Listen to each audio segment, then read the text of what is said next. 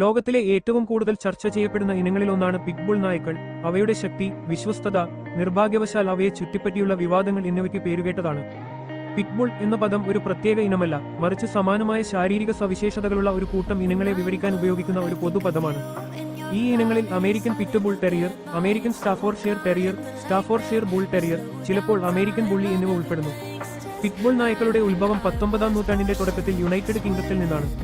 ശക്തി, ചടുലത, ശക്തമായ ഇരപിടിയൻ എന്നിവ സംയോജിപ്പിക്കുന്നതിനായി അവയെ ആദ്യം പഴയ ഇംഗ്ലീഷ് ബുൾഡോഗുകളിൽ നിന്നും ടെറിയറുകളിൽ നിന്നും വളർത്തിയെടുത്തു. ഈ നായ്ക്കളുടെ പ്രധാന ലക്ഷ്യം കാളയെ വേട്ടയാടുന്നതിനും പിന്നീട് നായ പോരാട്ടത്തിനുമായിരുന്നു. ഇത് സങ്കടകരമെന്നു പറയട്ടെ, അവയുടെ ആക്രമണാത്മക പ്രശസ്തിക്ക് കാരണമായി. കാളയെ വേട്ടയാടൽ നിരോധിച്ചതിനു ശേഷം പിറ്റ്ബുളുകളെ നിയമവിരുദ്ധ നായ പോരാട്ട വളയങ്ങളിൽ ഉപയോഗിച്ചു. ഇത് അപകടകാരികളായ നായ്ക്കളെന്ന പ്രതിച്ഛായയെ കൂടുതൽ ശക്തിപ്പെടുത്തി. എന്നിരുന്നാലും അവയുടെ അക്രമാസക്തമായ ഭൂതകാലം ഉണ്ടായിരുന്നിട്ടും ശരിയായി വളർത്തുമ്പോൾ പല പിറ്റ്ബുളുകളും സൗമ്യരും സ്നേഹമുള്ളവരും വിശ്വസ്തരുമായ വളർത്തുമൃഗങ്ങളാണ്. പിറ്റ്ബുളുകൾ പേശികളും കായികക്ഷമയുമുള്ള ഇടത്തരം വലിപ്പമുള്ള നായ്ക്കളാണ്. പ്രത്യേക ഇനത്തെയും വ്യക്തിഗത ജനിതകശാസ്ത്രത്തെയും ആശ്രയിച്ച് ഇവയുടെ ഭാരം സാധാരണയായി 30 മുതൽ 70 പൗണ്ട് വരെയാണ്. ഇവയ്ക്ക് വീതിയേറിയതും പരന്നതുമായ തലയും ശക്തമായ താടിയെല്ലുകളും വിവിധ നിറങ്ങളിൽ വരുന്ന ഒരു ചെറിയ മിനുസമാർന്ന രോമവുമുണ്ട്. തവിട്ട് മുതൽ നീല വരെയും അതിനിടയിലുള്ള എല്ലാ നിറങ്ങളിലുമുള്ള ആവിഷ്കാരാത്മക കണ്ണുകളുണ്ട് പിറ്റ്ബുളുകൾക്ക്. പിറ്റ്ബുളുകളുടെ ഏറ്റവും ശ്രദ്ധേയമായ സവിശേഷതകളിലൊന്ന് അവയുടെ അതിരുകളില്ലാത്ത ഊർജ്ജവും ഉത്സാഹവുമാണ്.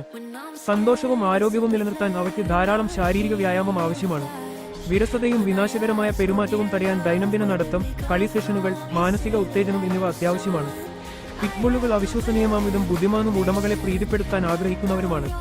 ഈ ബുദ്ധിശക്തി അവയെ ഉയർന്ന പരിശീലനത്തിന് വിധേയമാക്കുന്നു. പക്ഷേ അവയ്ക്ക് ഉറച്ചതും സ്ഥിരതയുള്ളതും പോസിറ്റീവ് ബലപ്പെടുത്തൽ അടിസ്ഥാനമാക്കിയുള്ളതുമായ പരിശീലനം ആവശ്യമാണ്. നന്നായി വൃത്താകൃതിയിലുള്ളതും സൗഹൃദപരവുമായ നായ്ക്കളായി വികസിക്കുന്നുവെന്ന് ഉറപ്പാക്കാൻ ചെറുപ്പം മുതലുള്ള സാമൂഹികവൽക്കരണം നിർണായകമാണ്.